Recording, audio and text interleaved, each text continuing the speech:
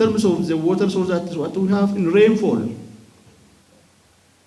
we try to put as high, medium, and the low. That is relatively, again, forget about that qualification as well, the qualitative ranking. The red ones, the yellow ones, even some of the blue ones, we say they are less.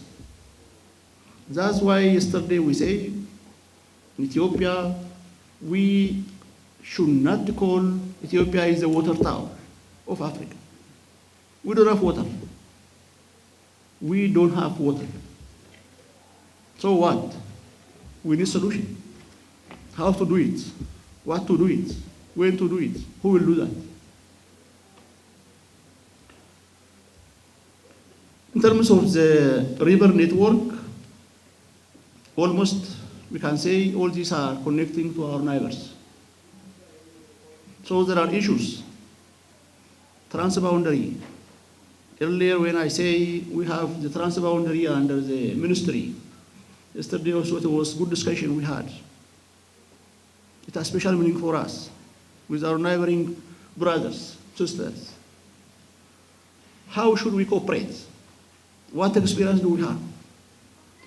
What benchmark can be taken? From where?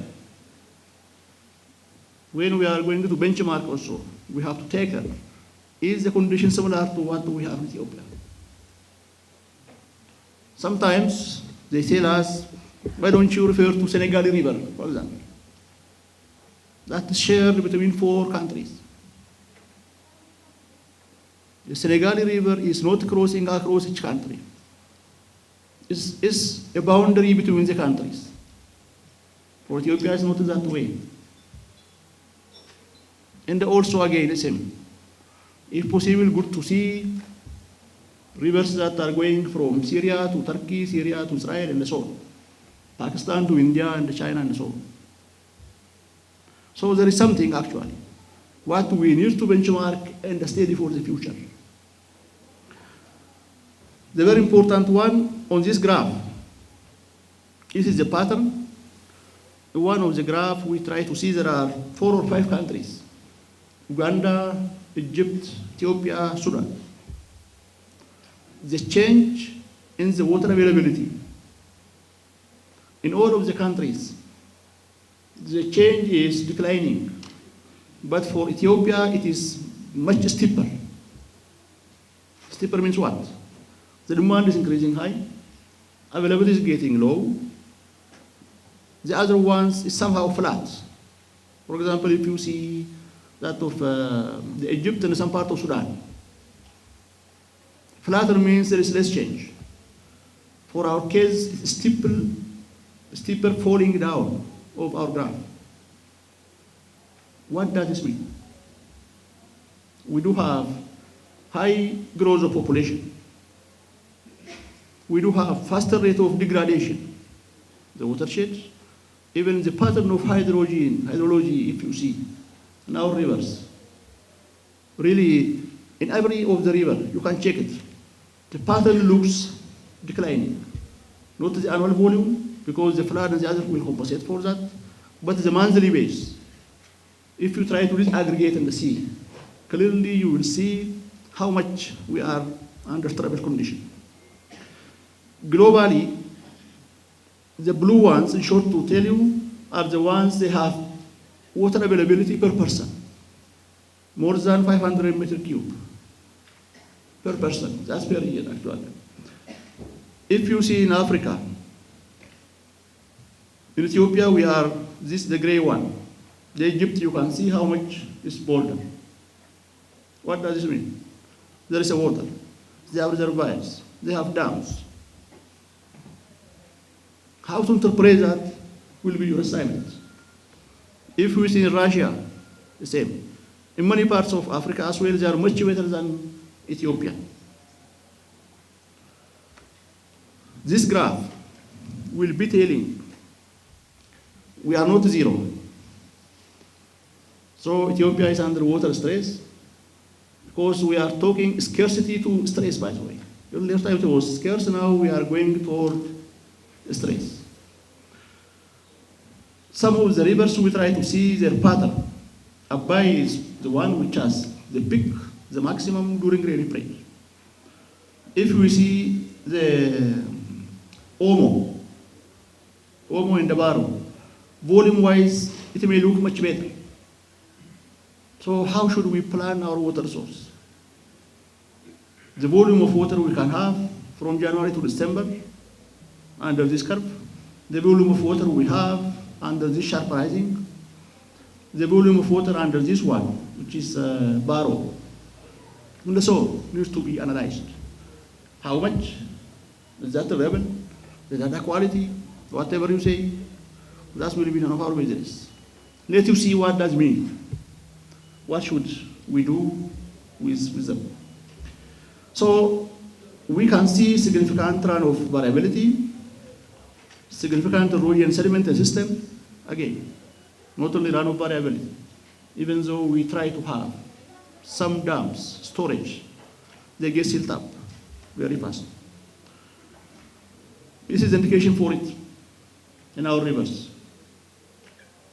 Is there a way we can move forward to change it? Is there a possibility already we started, how we should support? For example, the Green Legacy, the Green Initiative. Is that not to be part of this one? The future of Ethiopia will be defined. The better water source we'll have, the better soil we'll conserve, the longer life our dam will have.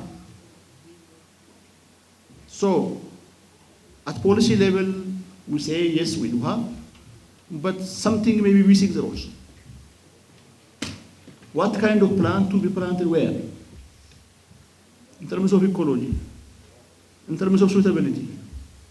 Not only planting tree, should not be edible. That's why when we talk about water, it's cross-cutting. We can save our water, we can conserve our soil, we can plant trees. The trees need to be edible, they need to be blazing for people. So where now? Is that in Omo? Is that the Rift Valley, in Blue Nile? Even Rift Valley, Kulfo, from Kulfo, which catchment? I think something needs to be done. That's why, by the way, research is a continuous engagement. Those of you who traveled abroad, especially in Europe, Germany, for each lake, there is a research center. Research center for lakes. The researchers are not only water engineers. Even you have physicists, you have geologists, you have soil scientists, socioeconomists, because all the impacts we talk on our water body need multi-profession. I think this will help us to give you, there are some questions, not some, a lot of questions to be addressed in terms of our resource. So as a country, we do have a vision where we want to see our people to be changed in their life, improved livelihoods, betterment. In doing this one, some of them are issue of policy. Just two very important points we refer to this. When we are talking of the middle income country, there should be reference or some parameters. We need to take that as target.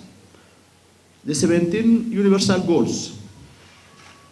In terms of our ministry, that is what I'm talking. The clean water and sanitation, that needs to be achieved. The affordable clean energy. When we say affordable, people need to pay the price. It should be clean again. Clean meaning green. For that, we are lucky we have water, the hydropower, and then so on.